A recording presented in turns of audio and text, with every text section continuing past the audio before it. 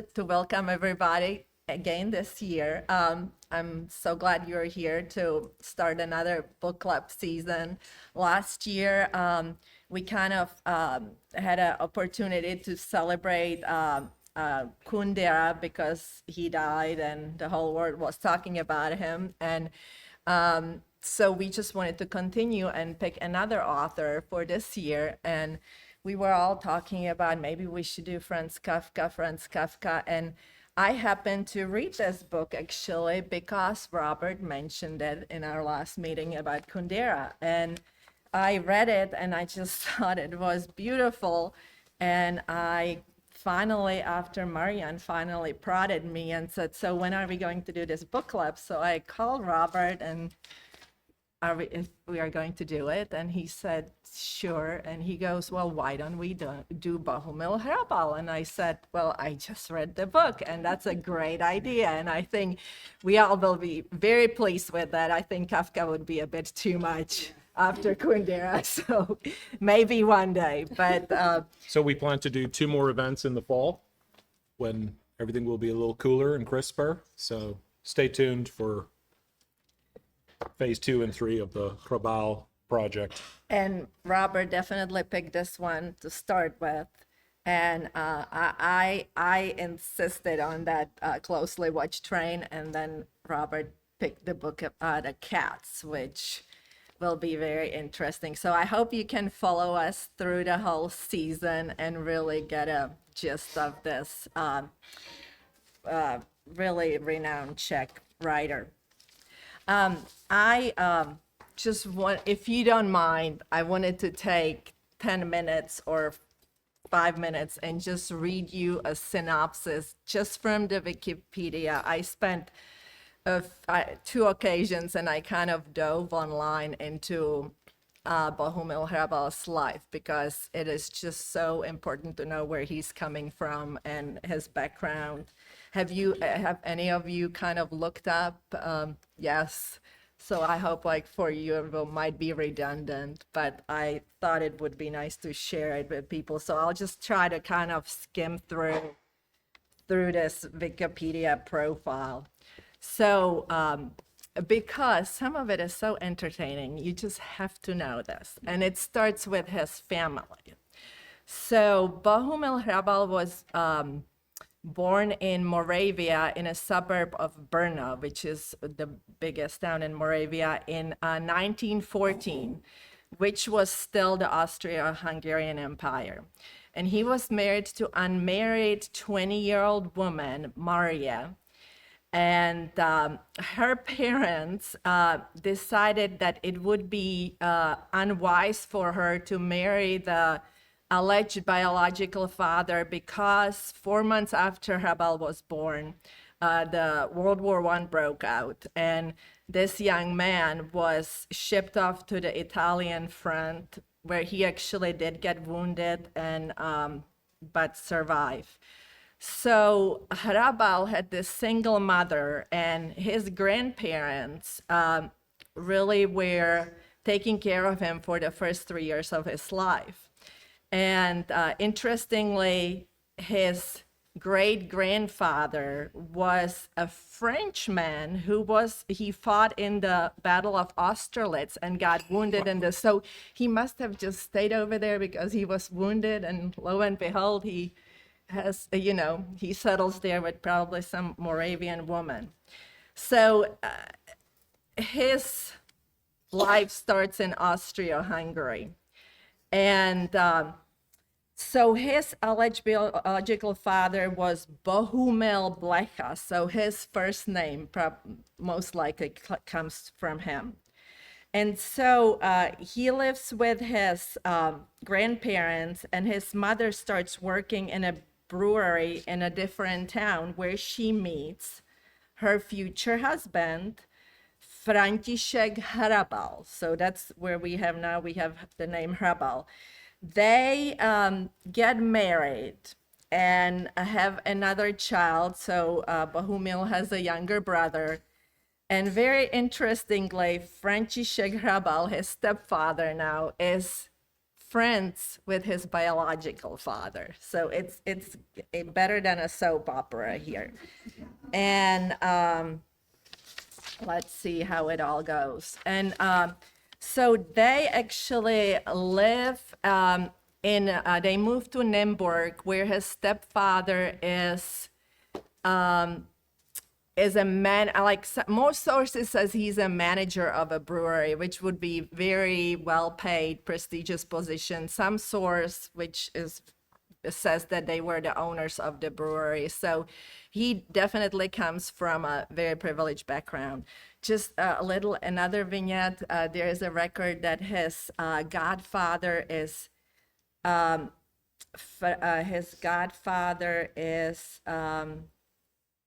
František,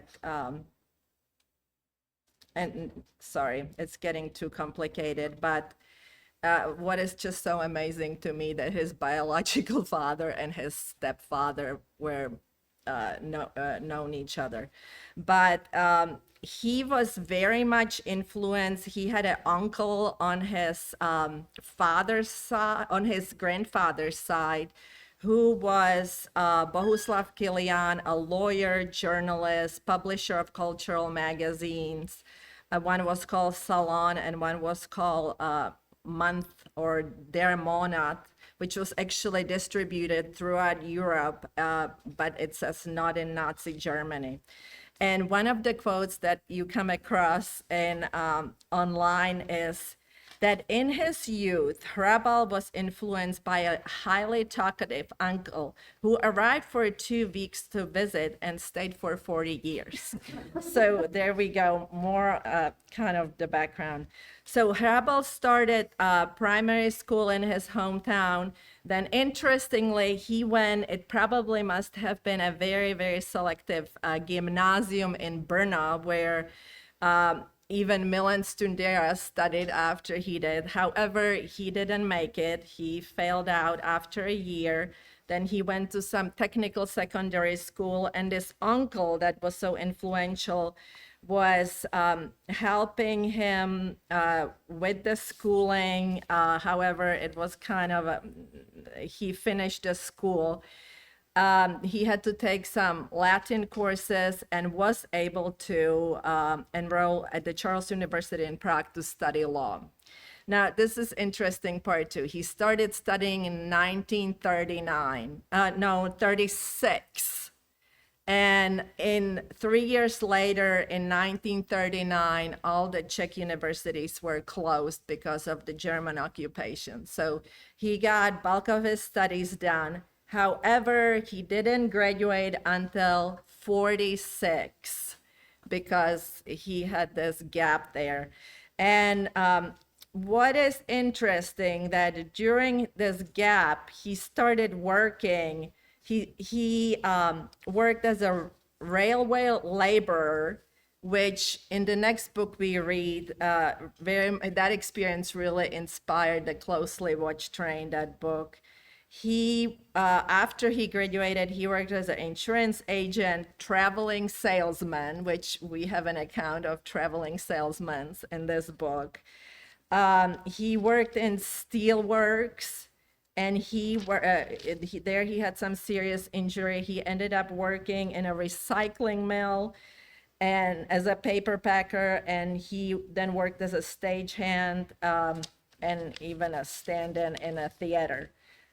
But so was his, he ended up living in Prague during his studies and stayed in Prague after his studies. He married a woman, her nickname was Pipsy, which is very cute and Czech, and they bought also a little cottage in a country, which I think the third book that we will read, All My Cats, very much takes place. So he started writing during law school.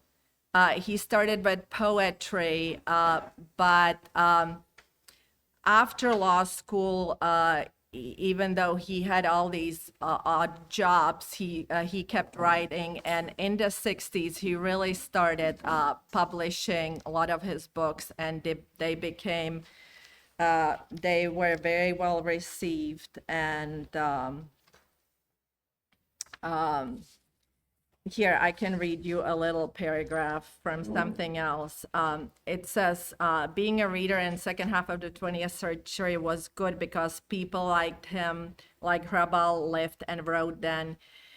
He was one of the authors who helped bring people together, especially the non-communist part of society. For a writer to play a similar role was probably only possible under the old regime, when apart from the basic division into us and then almost everyone was relatively equal.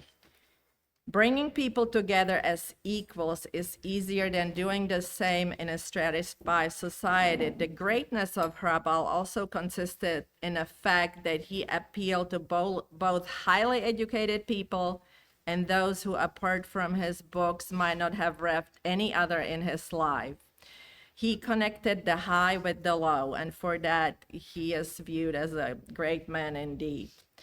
And it says that for fate blessed him with luck in a basic matter. Quite soon, he was not yet 30. He understood the meaning of his life would be writing, and that at the same time, he invented a way to indulge in it as naturally as possible.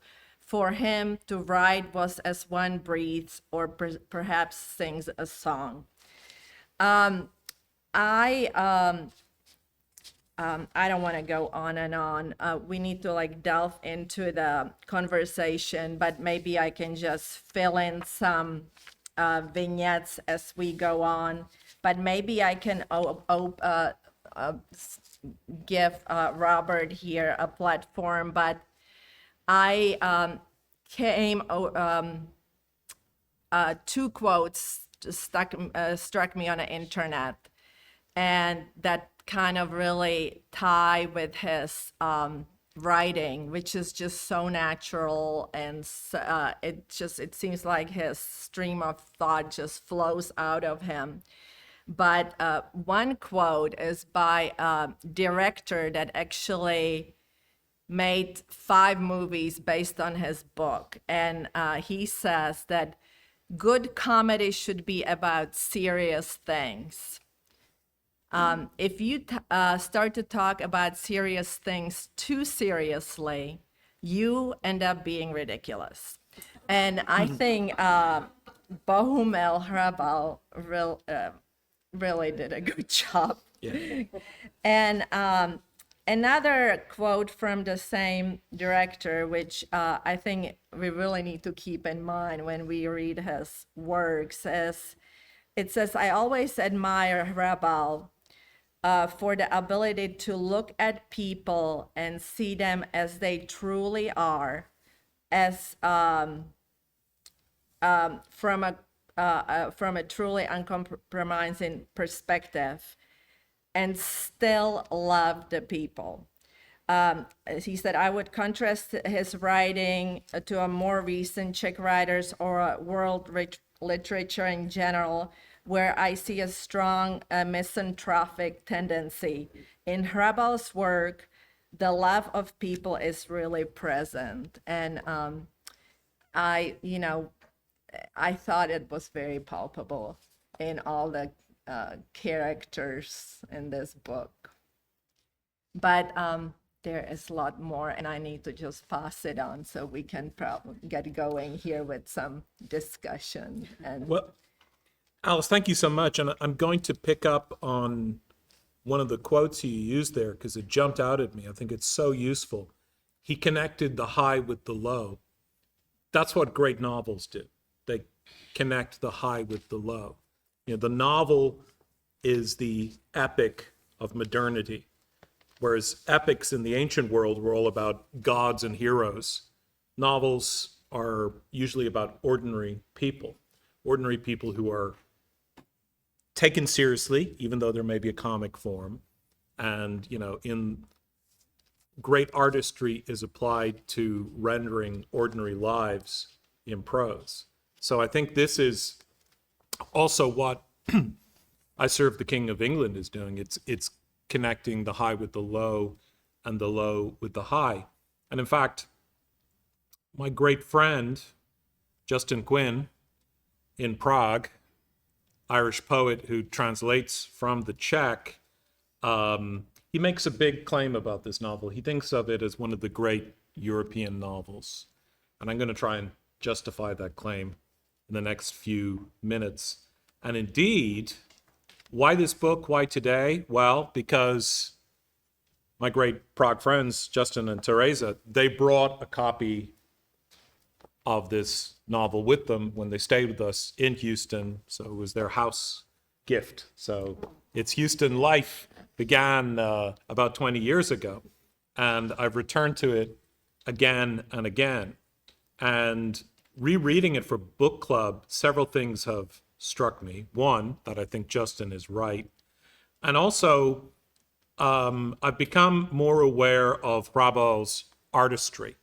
You know, when you first begin to read about him, you hear man of the people, beloved, genial barfly, what they call a born writer, a natural storyteller. And these terms can be also a little condescending from critics. And he is that great kind of artist where I think it's his art hides the art. And maybe only on rereading or reading attentively, you begin to see the incredible amount of design that has gone into this. It sounds just like a very natural monologue from our friend Ditty, who I've come to call the profane child of Prague. This is this is what I think of our friend as, the profane child of Prague. But there's a very sophisticated patterning going on within the novel. I think that's what makes it a great work of art. The imagery is extraordinary, and there is, I think, this consistently extraordinary, sharp, and original imagery throughout the book. It will come as no surprise that Hrabal started as a poet, and I think he's kind of smuggled into his novels this talent of a great modern poet. He started as a surrealist poet as a young man back in the 1930s. And our own American Robert Penn Warren said that poetry is the schoolhouse of fiction. So he may have flunked out of a school or two in his time, but in the school of poetry, he certainly was taking notes. And I think the last reason I would say that it's a great European novel is that Hrabal has found a way to engage with history. This is a huge task, especially how do you grapple with the tragic and fraught history of, just think of his lifetime, 1914 to 1997, and all the chapters all the dark chapters that were part of that European history. How do you grapple with history? How do you think about history? How do you process history? And one of the things he turns to is comedy. But I think he's using comedy in a very special way. His brand of comedy reminds me of something that the English writer George Meredith said, maybe about 20 years before Hrabal was born. Meredith said that the cause of comedy and the cause of truth are one and the same. Even though we have a rather unreliable narrator perhaps here, I think Hrabal himself is in the truth business. Another reason why I think it's such a finely constructed novel is that, and this really is only something that I understood when I reread it, the way that musically the opening pages, even though they are very funny and casual, I think they're a very carefully designed overture to the entire novel. You know, he one of the very first things that he tells us is that he's given this charge by the boss of his first hostelry to keep his ears open but not hear anything, and to keep his eyes open but not see anything. So he's given this impossible task from the beginning to be a witness to history, to be a witness of what's going on around him, and at the same time, to ignore everything that is going on around him. And in that opening scene, it's not surprising that it was turned into a movie because it is so imagistic. You know, he and the rest of the staff of the hotel are lined up like an army. And of course, armies are going to march through his life and the life of his country in a very tragic way. They're lined up, they're inspected like troops, and then once they're sent on their way, they weren't allowed to talk to anyone. Well, Diddy's going to talk to us a lot. He's going to break that commandment. But there's still, I think, something very ambiguous happening with him. Even though in the early pages we see his entrepreneurial flair, that was a pretty good trick with the trolley with the Frankfurters, right? Oh, I can't give you any change. So he begins to amass a little small fortune by shortchanging all his customers at the railway station. And so he seemed to be given agency from the very beginning. In a way, he's in charge of what he's doing and his life. But at the same time, maybe it's an illusion. And apart from, that kind of small change operation, maybe he is not in charge of his life. Maybe he's simply a passenger in the car of history as opposed to being the driver of his own fate and his own history. Maybe he's like that rejected shirt. There's this incredible scene at the end of chapter 1 where the grandmother, also an entrepreneur, also brilliant at small business. There's that image that if she doesn't catch the shirt, it gets caught on this mill wheel, which is maybe also the wheel of fortune, and it's lifted up. And if you see the rejected shirt, waving like that, you may think, well, there's somebody who's making their own fortune and is on the rise, but maybe they're just caught on the wheel of fortune. Sure. I mean, it sounded like the character was maybe 13 or 14 When he started. Yeah. Yes, he was an apprentice. Very little, very Yeah. young. That, And so it was nice to see. I want to pick up. I think he was at least I don't think he was even 15. But I want to quote. Maybe we'll go a little bit back and forth. I think when I was given this book about the Czech intelligentsia of 20th century, and he is maybe one of 25 profiled people. And just from that, I'm quoting, there's a 5-page essay on his, so that says he wrote what he lived, and because his life spanned almost most of the 20th century, from Emperor Franz Joseph to Prime Minister Václav Klaus. My goodness. His books, I know, his books are even today a remarkable narrative about the history of the 20th century. Through the character of, this goes to other books, Uncle Pepin, Hrabal even dug his writer's claws deep into history of Austria-Hungary. Okay, sorry. I don't see my next page. However, it really says that his writing is a great source to study, even by historian, what really the history. Here we go. So, for example, The Weddings in a House, considered the Hrabal's autobiography. The literary scholar Jiří Pelán raised the question of whether it is not also a massive fresco painting in which the author passed judgment on several decades of national history. Mr. Pelán said, it's the most penetrating picture of the 1950s that was ever written in Czech literature. So perhaps Hrabal will become an inspiration for historian as well. And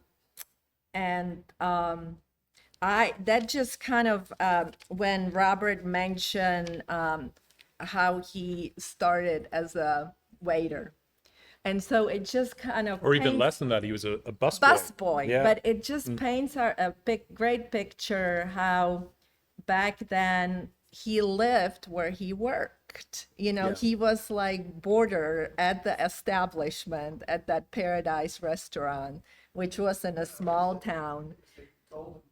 Golden Prague. Oh yeah. Golden Prague was the bordello. Yes. But and then even the head waiter lived in that establishment with his family because he was the head waiter. He was the one that would get drunk and then they would call the wife and they would shove him in the elevator and the wife would come pick him up. But it just does give you a great illustration of the way of life. Well, talking of the head waiter, there's, I think, a clue or maybe a retrospective clue in the title as to how we should approach the novel. I served the King of England. Well, it turns out he didn't serve the King of England, right? The head waiter served the King of England, and he served Haile Selassie, the Emperor of Ethiopia. So there's already this kind of displacement. There's already this kind of fault line going on. So I'd be interested to think how much you think we can trust Didi as a narrator. And even beyond that, what I'm really interested in, I'm still kind of grappling with this myself, I think my initial impression, first time I was reading the book, was wrong. Here's like an early note I made, that he's an innocent moving through history, and maybe history is moving through this innocent. But I'm not so sure, because he does have opportunities to make choices. He has choices and chances. You know, you make some entrepreneurial moves. At the same time, he's this eternal busboy. He's this sidekick. He's waiting on others, right? He's attending to others. He's waiting for the big people to take action. So you could excuse him and think that, you know, he's just one of the supernumeraries, one of the bit players of history. So how can you blame him for anything? But then I think it gets very, very disturbing much later in the novel when he does become a millionaire, but he becomes a millionaire by selling the stolen property of victims of the Nazi terror. Oh. So what do we do with that? You know, does that alienate us from Didi? If we're not alienated from him, does that mean he's charming us? I'd be really interested to think, how much responsibility do you think he should take for his own life? Well, that last thing is inexcusable. Yeah. Just can't go there. That's unconscionable. There's another line which is very much muted, that he had a disabled child, and he mentioned it in one sentence. Nevermore, until the end of his days, he doesn't care about the child anymore. Yeah, that's what I was wondering about too. It's just horrible. Okay, but with the child, which I found funny, I guess, or he goes on and on when he marries Lisa, he has to get an approval of the Gestapo and to be deemed by the doctor to be worthy of her and worthy of him siring a child, and it goes on and on how you know there he writes about this place where they are producing the new race, and so isn't that just hilarious and ironic, really, that he ends up with the child that's completely autistic. Well, a lot of that too, though, is I'm a nurse, and they were getting some kind of weird injections, and who knows what. Yeah, it was like Brave New World, wasn't it? And Back- he's getting it injected so that his Oh, sperm yeah, is yeah. good enough. She's getting injected with who knows what throughout the pregnancy. That probably at that time was probably thalidomide or something like that. And so yeah, they've got a brain damaged boy, who all he does is take hammers and And- drive nails into the floor. And that's what I was wondering too, is what happened to that poor little boy? He was put in an institution. Well, so we think. And then we don't he know. walked away from him, and he, for years, he nearly goes mad, right? Because he keeps hearing the hammering of the nails. He buys the first hotel and he sells it because all he hears is the nails being hammered in every of the 40 rooms. He buys the second hotel, he hears it in all the 30 rooms, and then he buys the quarry and it fades. So he has a horrible conscience. And I think the beauty of Hrabal's writing is the poetic beauty, how he writes about these horrible things. And how he, I think, I mean, I am here a total amateur. I enjoy literature, but I just think one thing that I just blows me away by his writing are the illustration he uses. Have anybody picked up on it?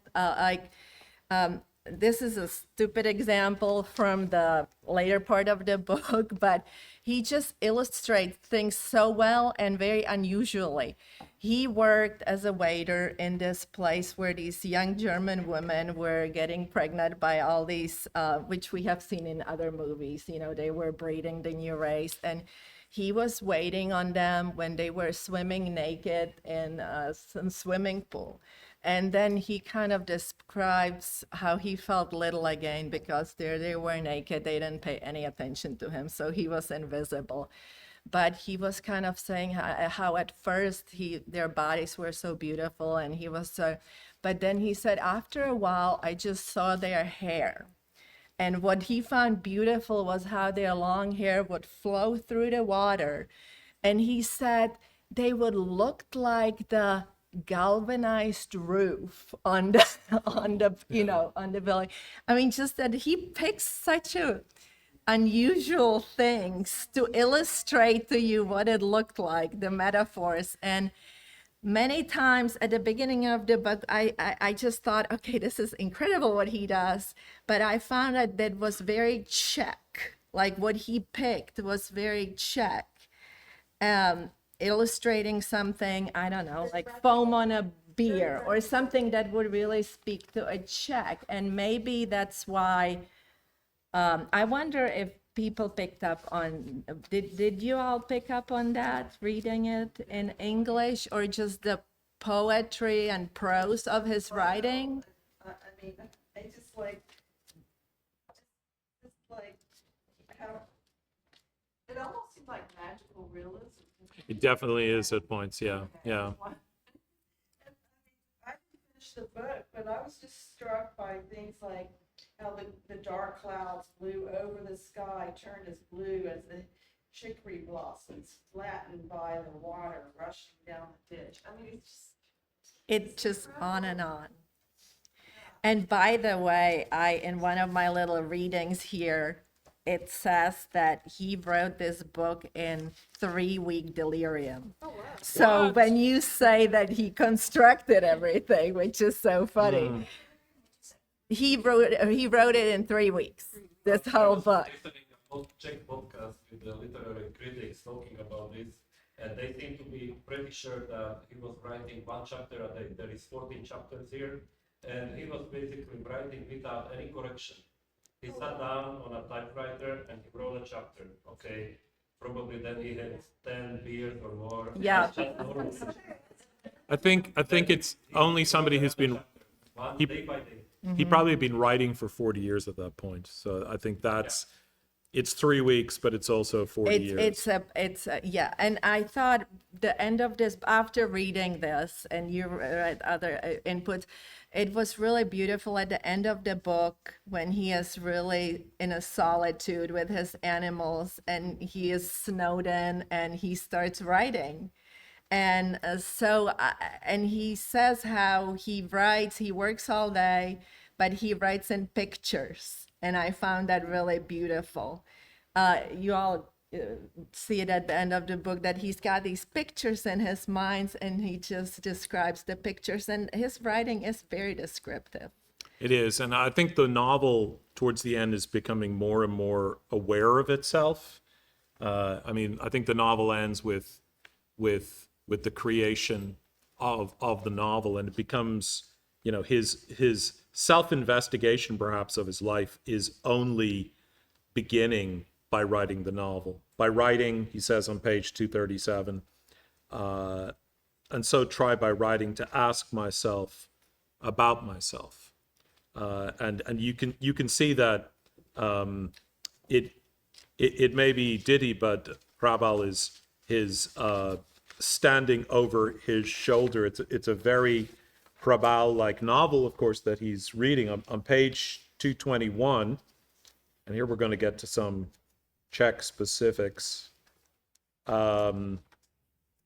This is about 2/3 of the way down the page. I do wish there were more paragraph breaks. That would help both the reader and the book club, but we can't second guess the poet. And it never crossed my mind that I might want to sing, and now here I was singing, inventing words and sentences to fill in the places I didn't know. And not only is he writing the story of his life, but it's a very inventive, almost magic realist way of telling the story. And I hope I'm not going to mangle this word, but how I wish I could read this in the original, because those of you who are Czech speakers and readers and writers know that this brand of Czech is so distinctive that the Czechs have given a name to it. His name has... Hrabalovština. Yeah, can you say that again? Hrabalovština. Yeah, I think... I saw it translated online to Hrabalesque. Yeah. There are, Czech has use of diminutives, so you can take any noun and make like a little noun Yeah. out of it. And it's very Czech, and he very much uses that to the T, like to. So it makes it even more endearing, kind of. And Absolutely. I just find his prose very endearing. You know and- you've made it when your name enters the language. That's Oh, the yeah. ultimate. Yeah, but accolade. like every name, for example, like Robert, there's Robertíček, or it's like a little, or but you see that in other languages too. But he, I think it is very unique about him. But I think it's his personality that he writes about people that really have some serious flaws too, or do things that are terrible. However, he never judges. He seems to like reading this book, you think like he's an eternal optimist. Yeah, oh my gosh, now that was crazy. So he forgives everyone, right? I mean, those people, that blew my mind. Do you all remember that part?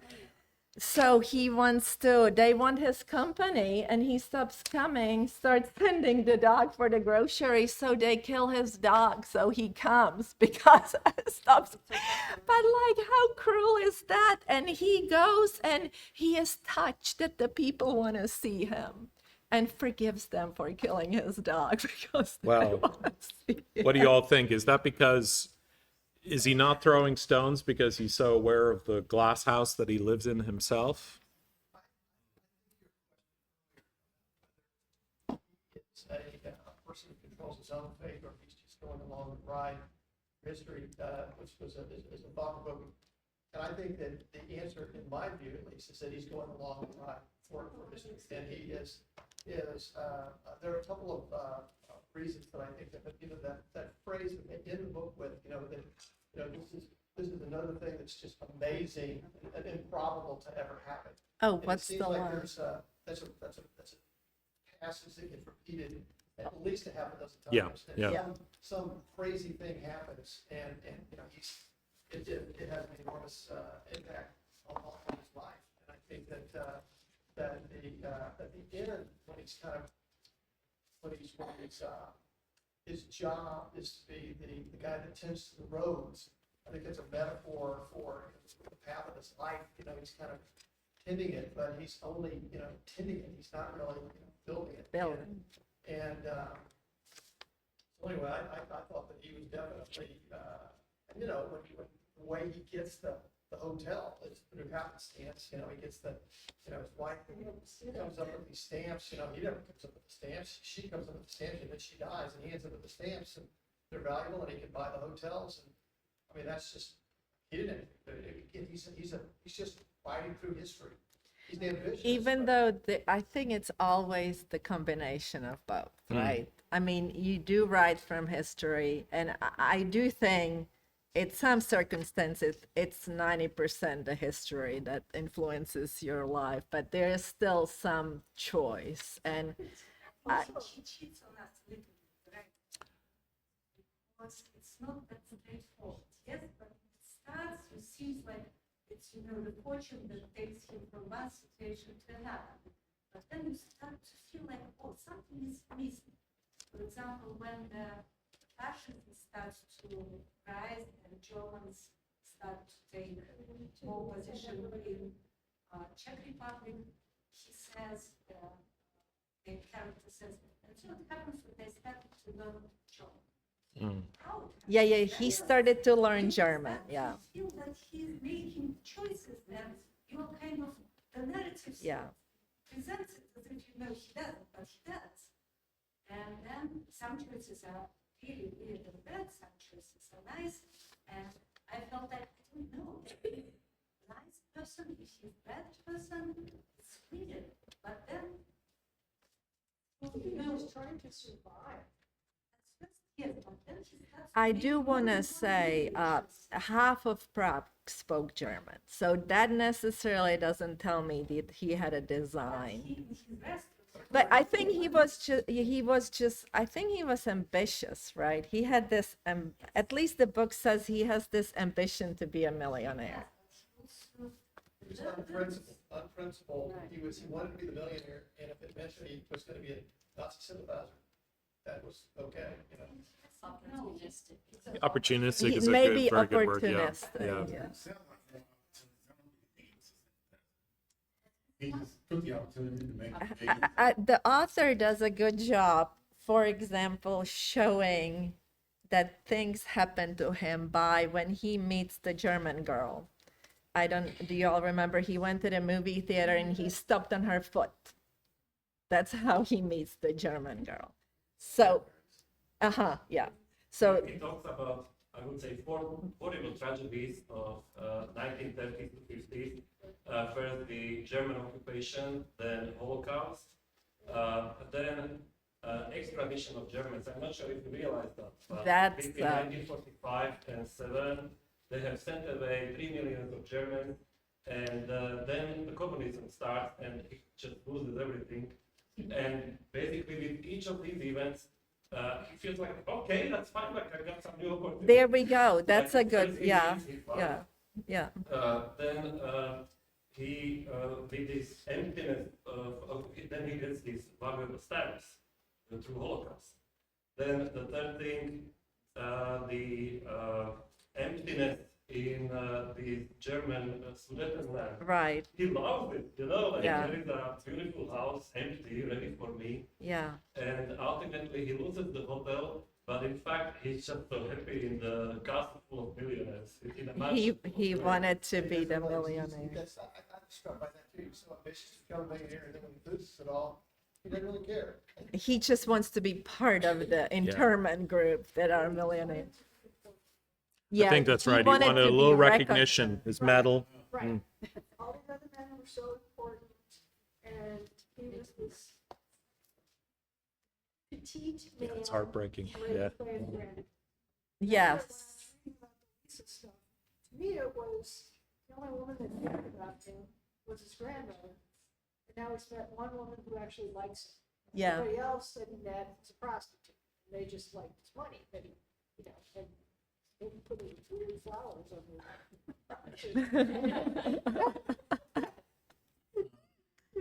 Well, I want to ask about the other thing that struck me was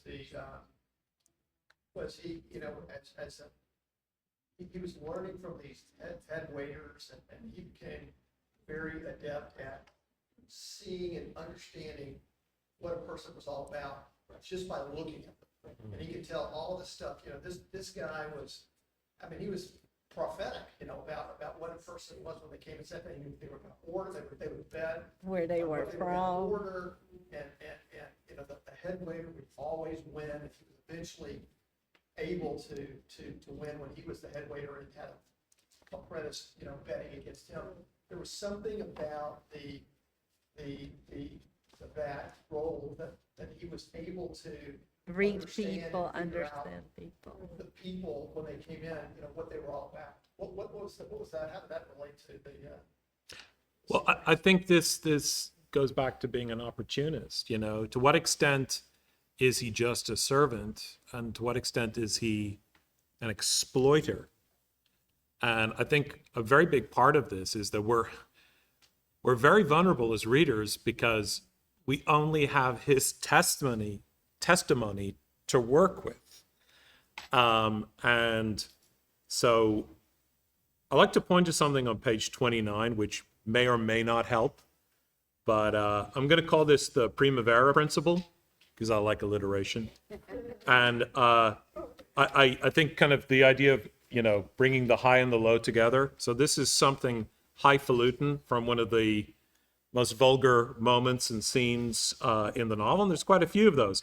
So Primavera, if you remember, is the imitation lady. She is the inflatable mannequin. And I think, though, I'm going to make the case that she's very important because he says this woman was the creature of your own breath. And I think that's a very sly phrase that he's put in there because this kind of idea of the inflated other person or the inflated stand-in is one of these patterns that runs through the novel. It's one of those situations, particularly we're so reliant on him as a narrator, that probably more important than what happens is how the story is told. And I think his treatment of the story is something that is fraught with difficulty. So that idea, I think he is, at least the Diddy who's the character or the actor in the book, I think he is a creature of his own breath, right? I think he's a creature to some extent invented by the storyteller, Diddy. And he really likes the idea of kind of deploying this false double or this inflated dummy, which I think, all senses of that word apply. Because he says a little bit later on page 31, he's very fond of this inflated stand-in. Remember this incredible business of ordering the new suit, which is probably my favorite my favorite scene. And by the way, I find this very funny, and I think I'm only getting half the joke. So the idea of the mannequins floating near the ceiling of a company that was certainly the only one of its kind in the world, since no one but a Czech could have come up with an idea like that. And as an outsider, I find that funny. And they were blowing in the wind. But as an insider, some of you are insiders, I think that's going to land even more. Well, it's kind of the ingenuity. Yeah. And also so he is an orphan, right? And he's kind of portraying the people that he stumbles into throughout his life that have influence on him. Well, and one of the first one was that really fat salesman who was very successful, and he was selling some kind of a salami cutting machine that let the owners cheat, right, on the orders so they would make more money. I think in the Czech version it came across much clearer than in English, that basically you could cut the salami so much that instead of 200 grams you were sending 170 and you could make a lot of money. And that was the man that showed him how he put that money, on a floor and made a parade on it. So he has a really, but I think it's a little bit this Czech ingenuity. Wendy might appreciate it. It's this cleverness. It's kind of this outsmarting other people.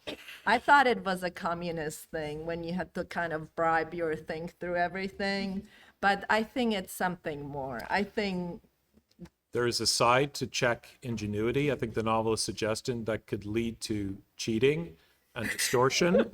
And so on page 43, he keeps on coming back to this. He keeps on thinking about, where's my inflated figurine today, right? And I wonder, I mean, ingenuity, engine, these are really, they come from the same source, right? I think the Czech ingenuity is not just the finely slicing salami machine and the bogus weighing scales.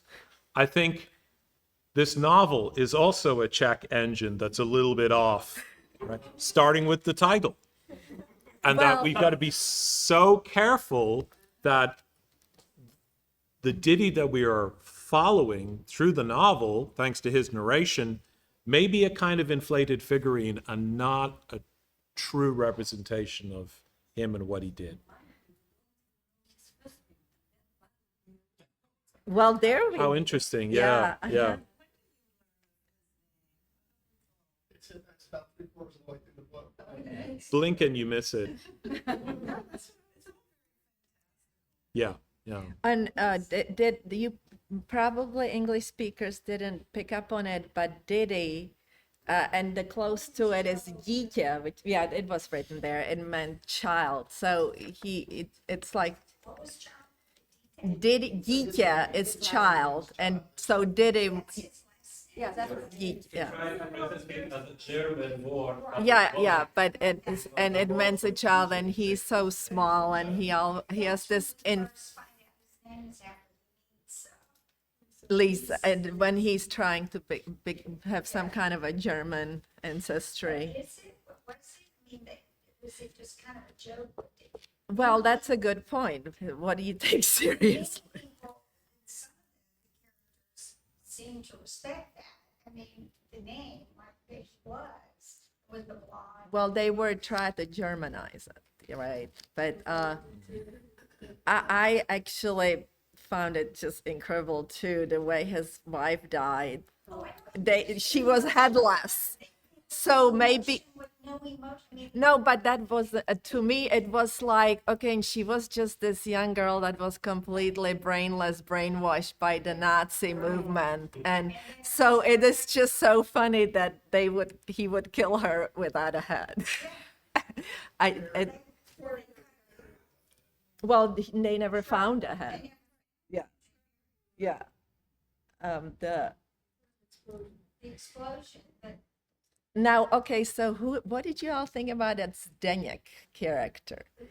Zdeněk, he was the waiter in that hotel, which that's another discussion, that Hotel Tichota, which means Tichota is silence, really. So the name of the hotel was Silence, like whatever was going on in that crazy hotel where Was it a kind of Czech Vegas, like the president arrives and we don't say anything about what happens here? So the fact that he named it Hotel Tichota was funny to start with, but Zdeněk was the head waiter there, and he was the one who would take all of his earnings and went to spend it on the village and buy everybody, and then he becomes communist. yeah.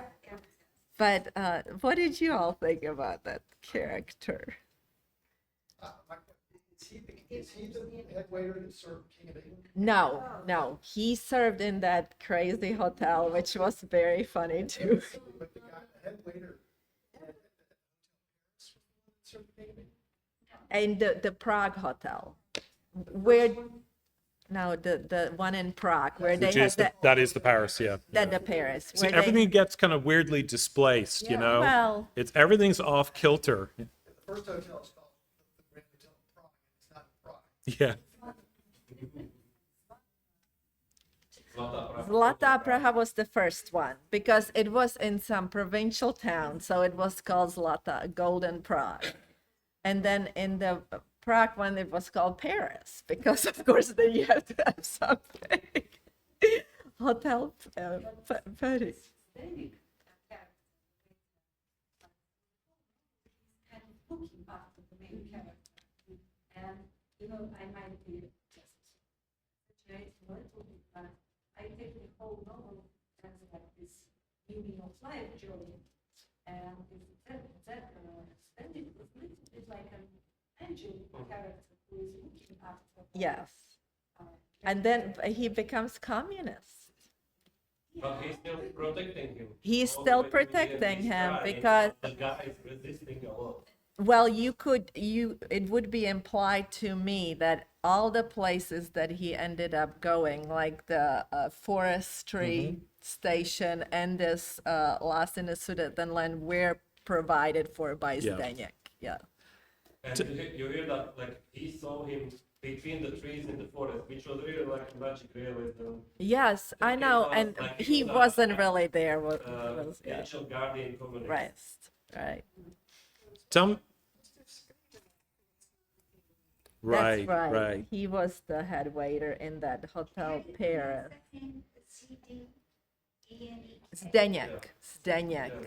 It's I don't think you can translate it in English, but that was an interesting character to me because he took all of his money and bought beer for the village, or that little scene how his uncle composed some polkas and waltzes, and he hired. That was so sweet. He just kind of made the day for that. And he had to, that was so poetic too. So this old composer that was chopping wood in the middle of nowhere somewhere, he would sit down and had to wonder, like, am I on Earth or am I in heaven? Robert, what are your own highlights? After they Well, play his I would waltzes for him. connect him to another kind of saintly character, which is Tonda Yodel. And this is the poet who has privately printed thousands of copies of the life of Yes. Jesus Christ.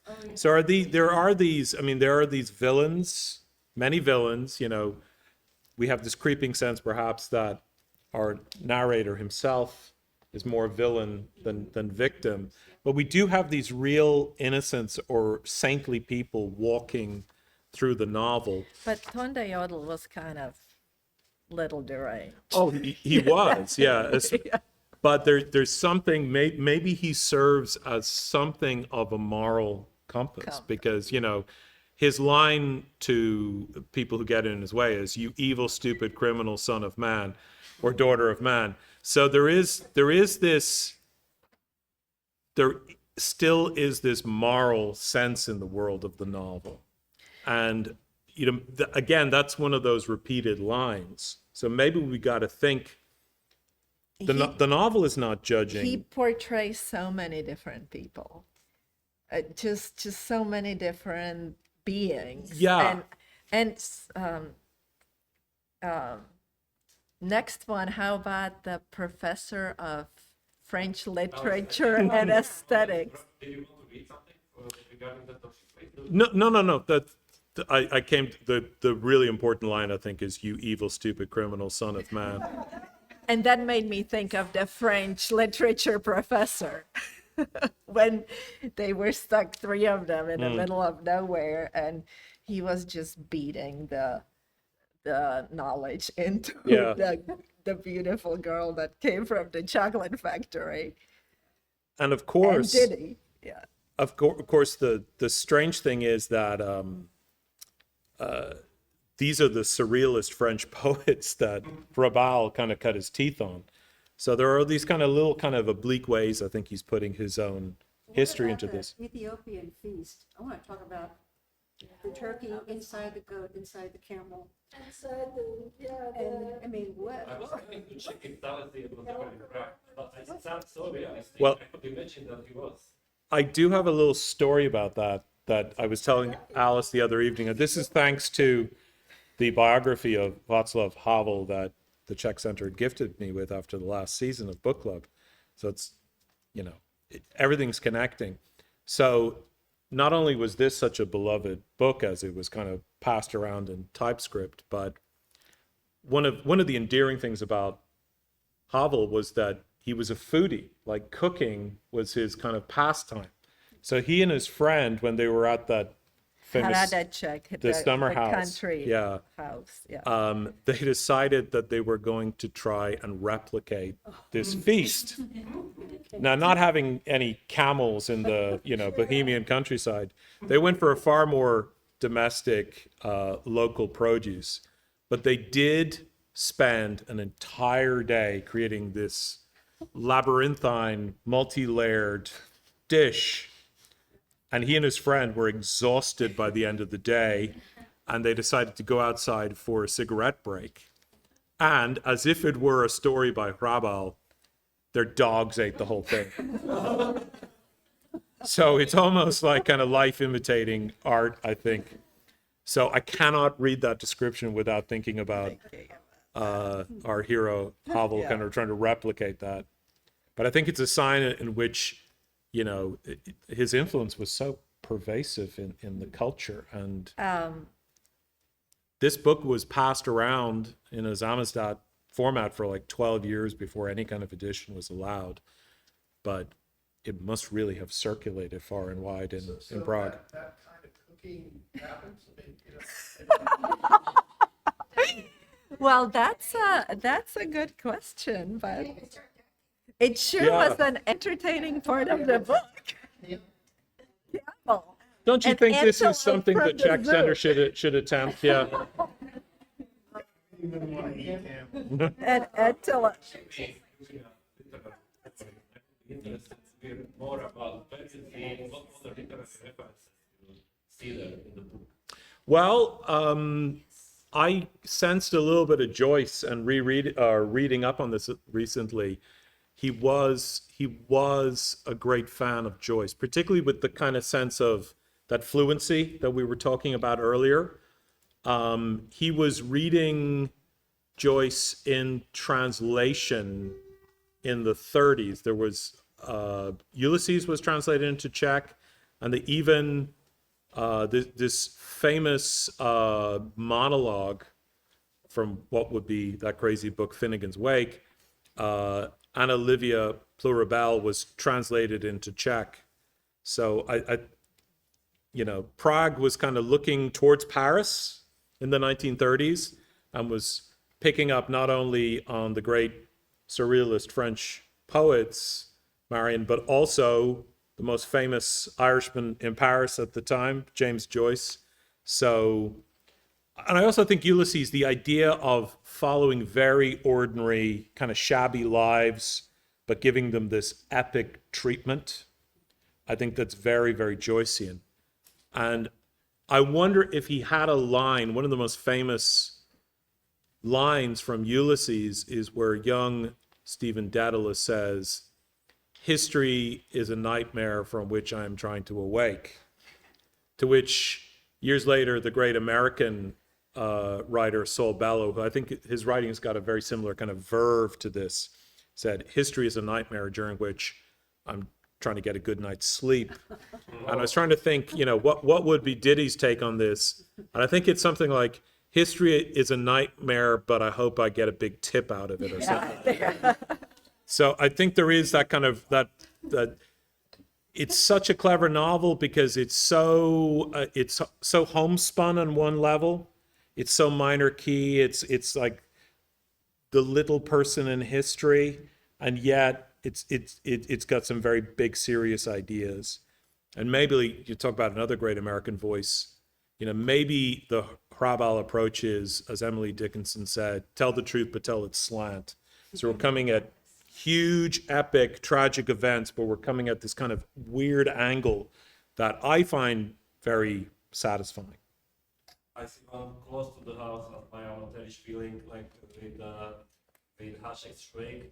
Like, Sure, yeah. when you can see the scene when Schweig is being pushed in the wheelchair and shouting, "We will conquer Belgrade," and he's going to report himself into military to fight for the Kaiser. And then you read the scene how this waiter is trying to break into the prison. That I'm also a millionaire. Please take me in. Yeah. I want to get into this prison because I'm a millionaire. It's so pathetic. Same level of like a tragic comedy. You feel like this guy doesn't have everything okay in his head. General cutting off his medals and throwing them. Seeing it at a hotel. Oh, and the hotel. That hotel was a very interesting chapter, and So that's kind of about escapism from real life, right?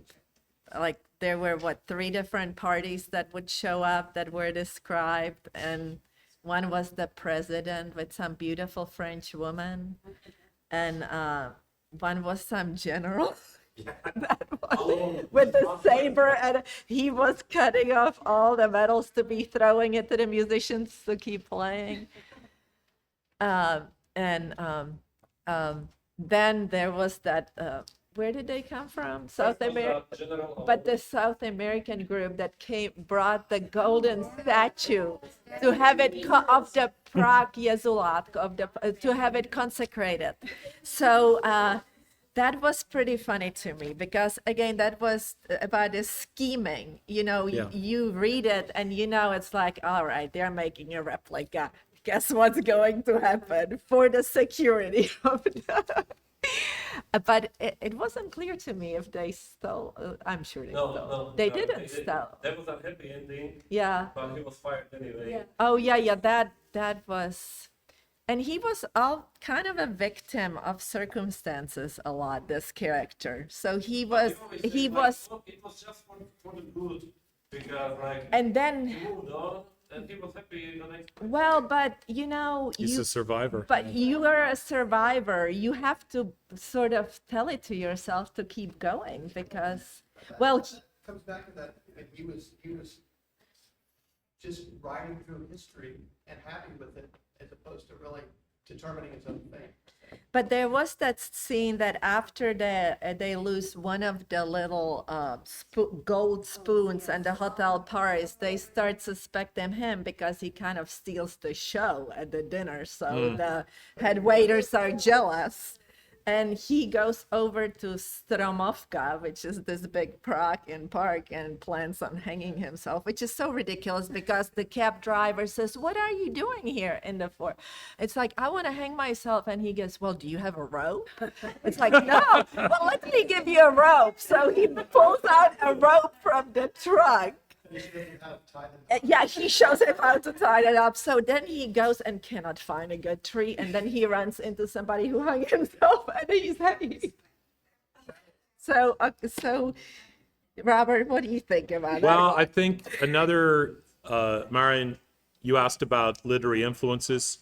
I think Beckett is another influence in that, in those small theaters like the Balustrade in Prague in the 60s, Beckett was a huge attraction for all the Prague drinkers and thinkers, and the idea that I'm going to just read a little bit because it ends on something that is almost a quote from Waiting for Godot, and I was reminded of this when you said stealing the show. So much of this novel is a show.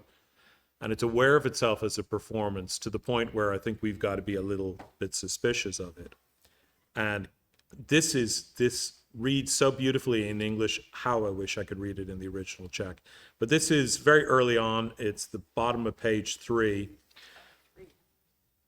4 lines from the end of page 3. I was amazed at how rich people could sit around for a whole evening talking about how just outside the town there was a footbridge, and right beside the footbridge 30 years back there was a poplar tree, and then they'd really get going. One of them would say there was no footbridge at all, just a poplar tree, and another would say there was no poplar tree and not even a proper footbridge, just a plank with a handrail. They'd keep this up, drinking their beer and talking about it and jeering and shouting insults at one another. But it was all a show. Because- It's priceless. Oh, that's right. It makes the beer Yeah. taste better, yeah. But they all, and just at the end of that riff, he says, and this is the quote really from Godot, I think. But they all liked one another and only shouted like that to make the evening eventful and to help kill the time. Yeah.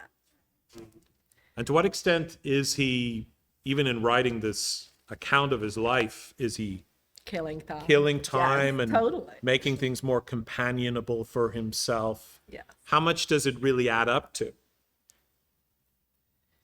I mean, he, it's said here that in his 30s or before he really writing became his destiny.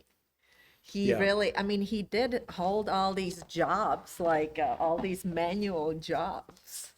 And that happened to a number of writers or artists under communism. They were banned and they had to work. Several of us went to see that Lebushe Yarkovyatsova film. I mean, for her to get into the university, she had to go work in some factory to have the right profile, and a big body of her work became that, just kind of documenting the common man and kind of the underground. And so that was under the communism, that was very common in the 50s. And then I think again in the 70s, there was this, 60s was this kind of this hope that got squashed. But it gave these people who have this incredible creative genius exposure, Yeah. possibly to ways of life that they would have never encountered. That's good. I'm remembering those incredible photographs from that film. Yeah. And What was the film?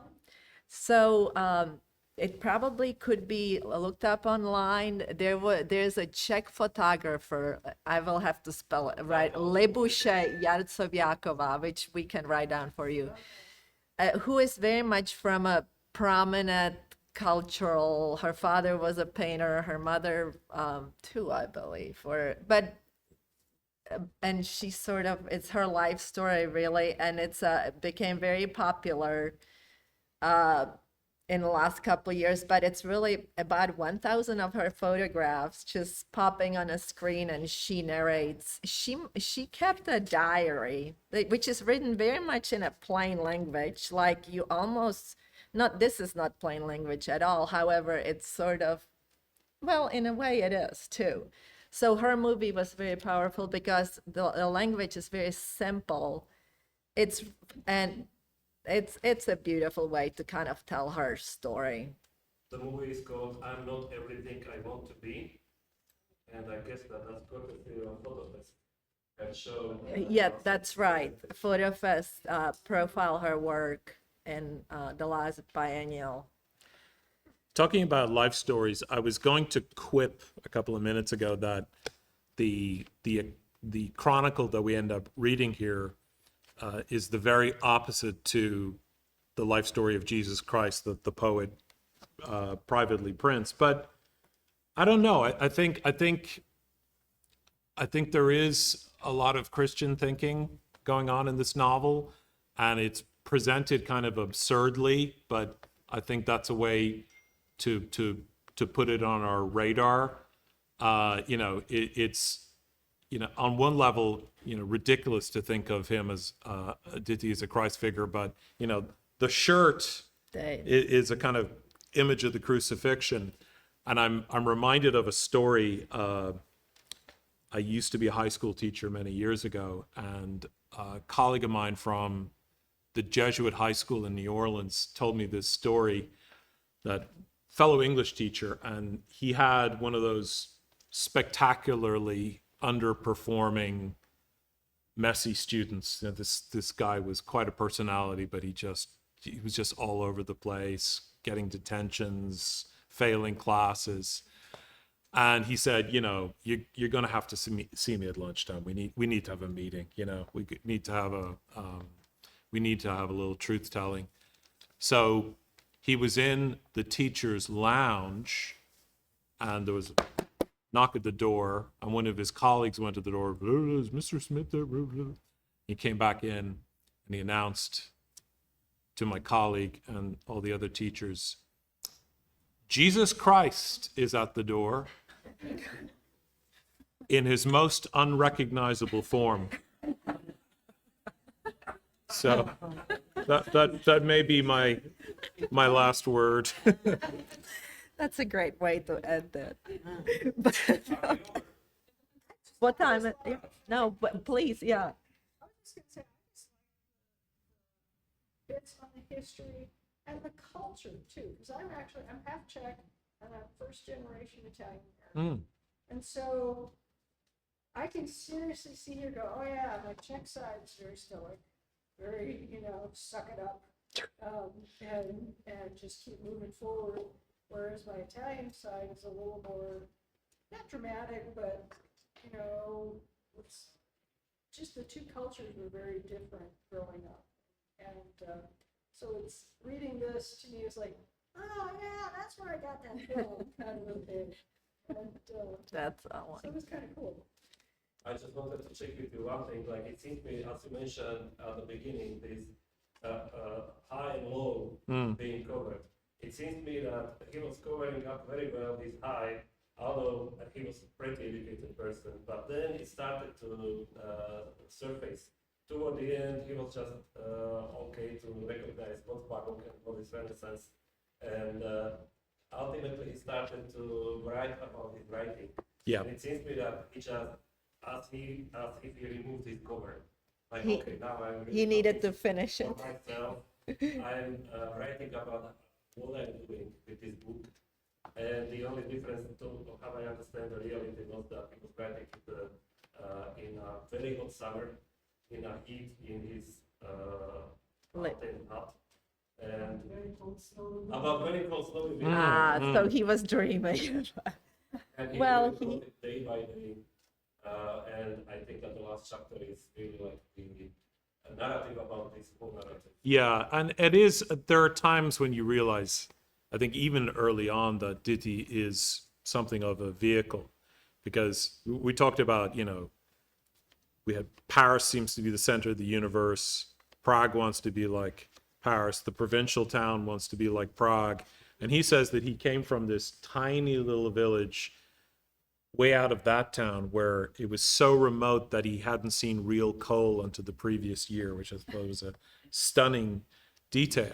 And yet, this kid from the most, a very impoverished background says, I wasn't expecting to find poetry at the Paradise establishment. I mean, there are times when he gives him a sophistication, particularly when he's a kid, that maybe push, like some of the magic realist elements, that we're moving beyond the plausible. But as our old As friend, he would say. Yeah, what's the line? the unbelievable, yeah, The line. Yeah, that's the last sentence of the book. Go well, ahead. What he was curious about is there's no moral escape in this. I've only read roughly 250 pages, but there is nobody escapes, nothing escapes mm, in a sense. It's very funny, but it's very morbid at the same time. Has he kept that tone in his other books? I don't know. I I'd have read only The Closely Watched Train, which I think is a gem, and it is very I morbid. saw the movie. Yeah, it's They just, there are I- books with the stream of consciousness. I mean, you know the dark Czech humor, right? Yeah. I mean, yeah, and that's there for a reason. We still couldn't agree between each other how much humor is there. Like Julia was listening it in Russian, and I was listening by Verklička in Czech. It's like a good Czech actor who was reading it. Yeah, And for me, it's pretty funny. you were laughing and You understood. Positively. Very more way, and it wasn't funny for me for a long time. there are, It was scary. yeah, but it must be cultural. Then I realized that, it's basically the main character evolves. I mean, this is a life journey, it's evolution inside. But his desires change. First he wants women, then he wants money, then he wants position in life. Then he wants knowledge.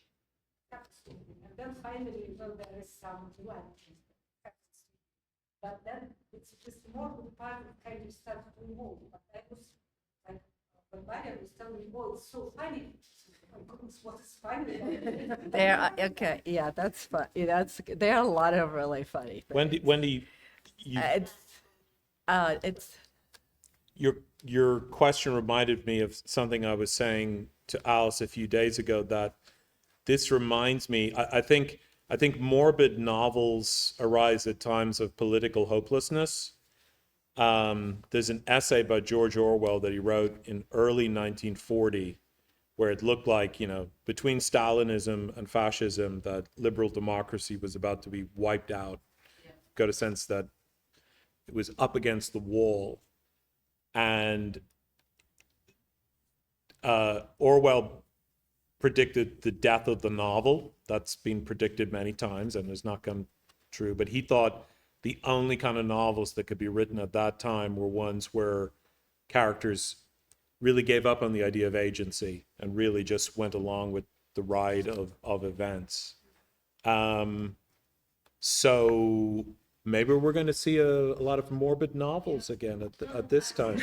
Yeah. Times, it's sort of, Yeah. Of course, the epitaph of the novel has been written many times, and it still seems to survive. But yeah, it did. And he said those kind of novels are what he calls an inside the whale novel. And maybe this is also a kind of inside the whale type of novel. That, when you're inside the whale, you're definitely not, in the driving seat. Right. Yeah. Just trying to survive. You're just trying to survive and go with the flow, quite literally. Yeah. Yes, sir. I have a book that I bought, perhaps, maybe it's the Cold War was ending or something. And the title is Under a Cruel Star, Prague, 1941 to 1968. And the author's name is Hedda Nogales Kubali. And she talks about having survived the Nazis. And then when the war ended, it was okay until 1948. And she says, oh no, another bad dictatorship. We're back there again. And she suffered under the communists.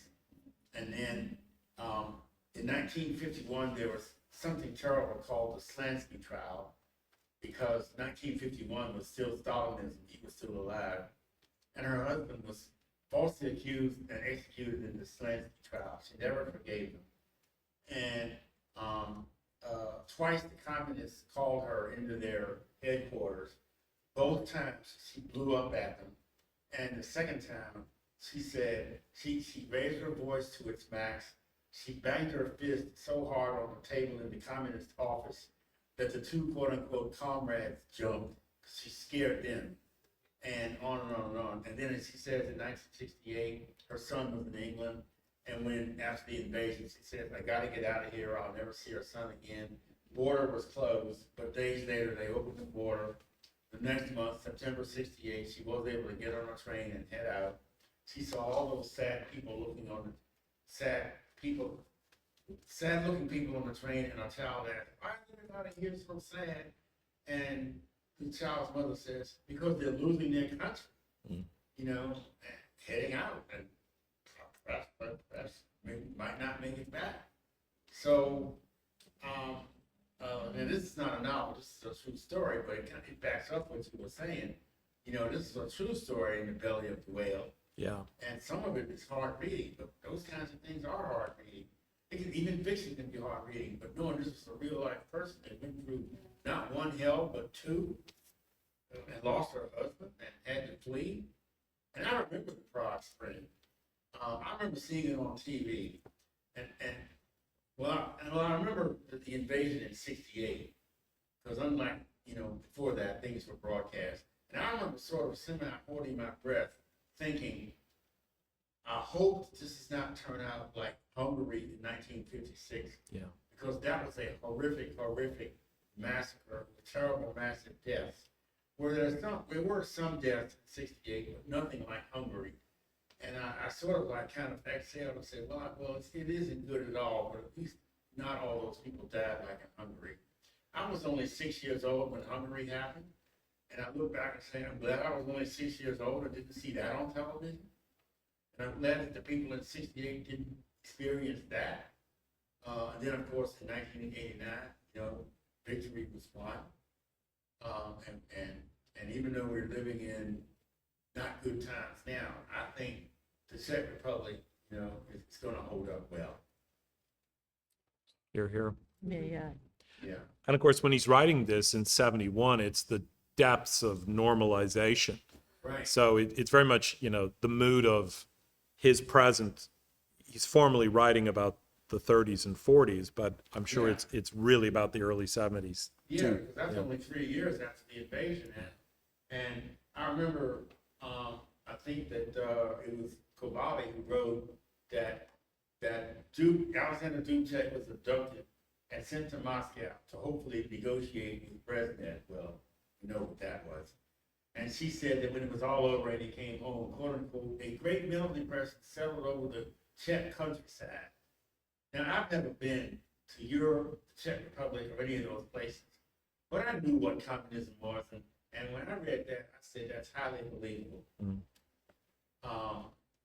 Because they had their Prague Spring and it was taken away. Even at the very end of the book, where he picks the place where he wants to be buried. Now that's kind of interesting too. He wants to flow to the east, and he wants to flow under the barbed wire. So What an there was Both directions. right, but he was kind of saying how, you know, you decompose and you seep into the water, and he wanted to be buried so his body flows to Elba and to the Atlantic and to the Black Sea, Danube and to the Danube and to the Elbe. And he said he wants to flow under the barbed wire. So Hrabal has been very apolitical. He wasn't part of the dissident movement, or he didn't sign the chapters, Charter 77, but he did make a reference there at the Yeah. very end that he, Well, you know, we've just studied The Power of the Powerless with our students at U of H, and one of the great arguments that Hrabal makes in that essay is even somebody doing something entirely apolitical, if it wasn't sanctioned and approved, it was considered to be deeply threatening by the regime, because if you were doing something creative or you were doing something eccentric, you were following what Havel calls the aims of life and not the aims of the system. So even something almost entirely drained of political content was received politically in those years of the 1970s. Dictatorships are more afraid of people with ideas than they are with people with bombs and guns. Because the one with the bombs and guns, in their view, just get arrested and put away. Yeah. But if you put away the one with ideas, well, the ideas just spread, because now you've made a martyr.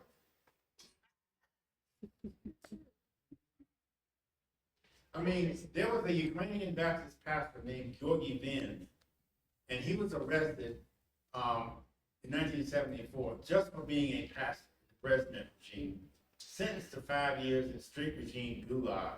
And in the gulag, it was almost comical when the guards, the people running the gulag camps would accuse him of things like trying to set up a Bible school or something in the camp. And he said, now, and he tells us, that I can't set up anything like that, because he's so visible, and they shut it down. They accused him of that. And then they would say things like, well, we're going to transfer you to another camp because you're spreading this Bible stuff.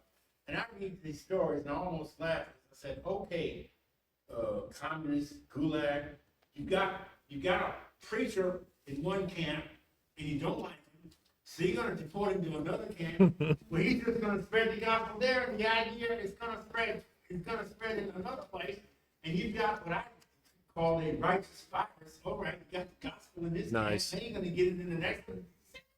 Sorry, I propose to return to the Hrabal. Sorry. And we had a contribution over here, yeah? That, it was the gentleman that wrote The Life of Jesus, that I can't find it. It is late chapter 1. Late chapter 7. Yeah, he Yeah. says it a couple of times. On 34, there's about 2/3 of the way down is one of those iterations. I loved it. When I read it, and I should have taken that. What page was that? 34. 34. Yeah. Thunder for all the rest of the year.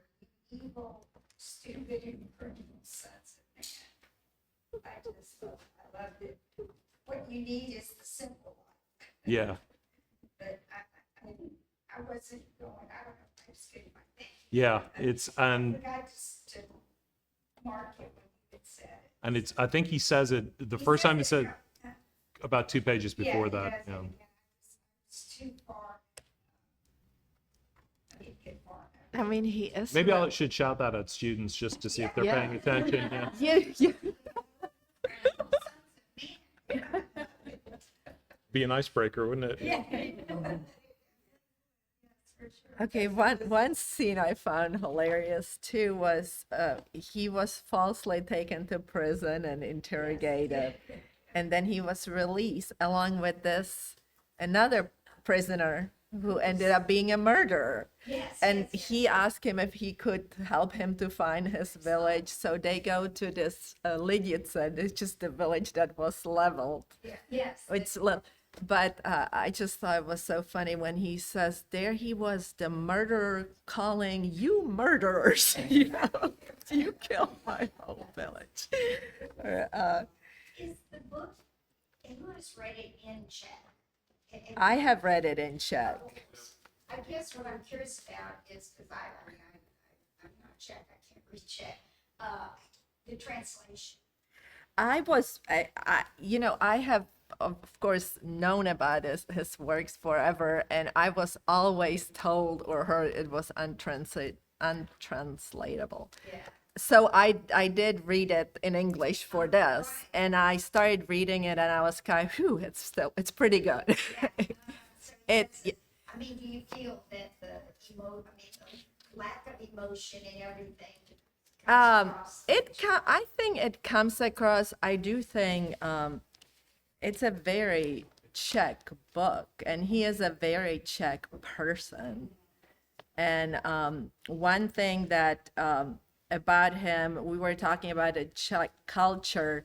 He definitely lived and worked outside of the establishment, and sort of he did not try to be political. He loved writing so much just for the sake of writing, as you were saying, that it was just kind of for pure personal pleasure in a way. It's just for him, really. And I think it's the secondary thing that it becomes popular and people read it. So in a way, he was just satisfied with that part, that he just wrote what he wanted to write for himself. And it kind of, when you look at his life, they say that really his establishment was at first apparently in his apartment and a dinner table. He held court with the beer society. So, and then later it would be in the pubs, and one was at the Golden Tiger or Uzlaté Hotel. But I do think in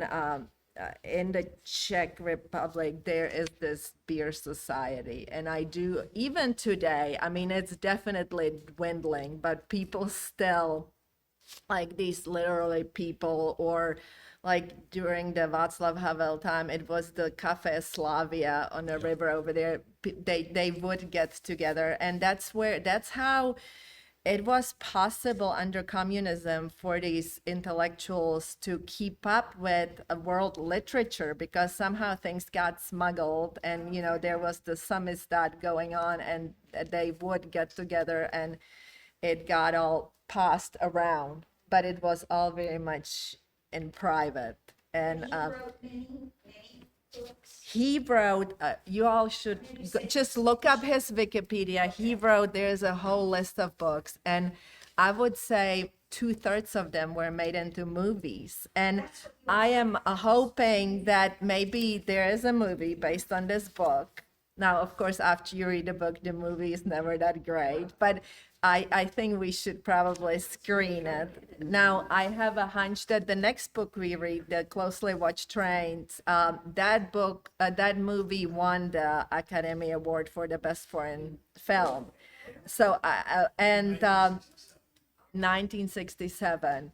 And so Jerzy Menzel is a director that directed 5 of his books into a movie, and Is his style? it's just like this. The next book, well, the next book is only 90 pages, so everybody has no excuses here. And one book, I think is one unfinished sentence. Did you? That's right. The The dancing dancing lessons lessons for for the adults, ages, yeah. for the all ages. So, okay, are we, Marianne, are we? Yes, I think the show the is show finished. Yeah. is over. It's, Thanks. thank you, you for your Robert, patience. and Yeah, thank thank you, you, Alex. Marianne. And so we are aiming to have another meeting in the fall. We need Two more maybe. 2 more meetings, and Should come back in about an hour. and so the next book, if you want to get ahead, it's called Closely Watched Trains. And I would encourage everybody read his Wikipedia, because then it gives you at the end list all of his books. And I think a lot of his books are on the shorter side, and it's all This is not really, it reads very quick.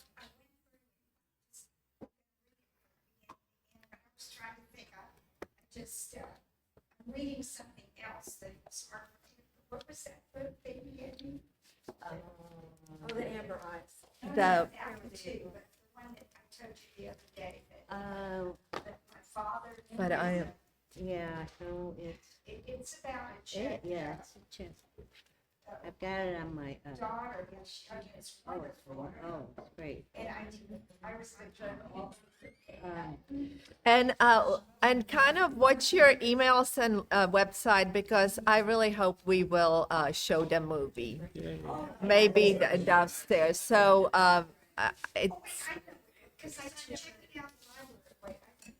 emails. Yeah, and it's not in the newsletter, but that.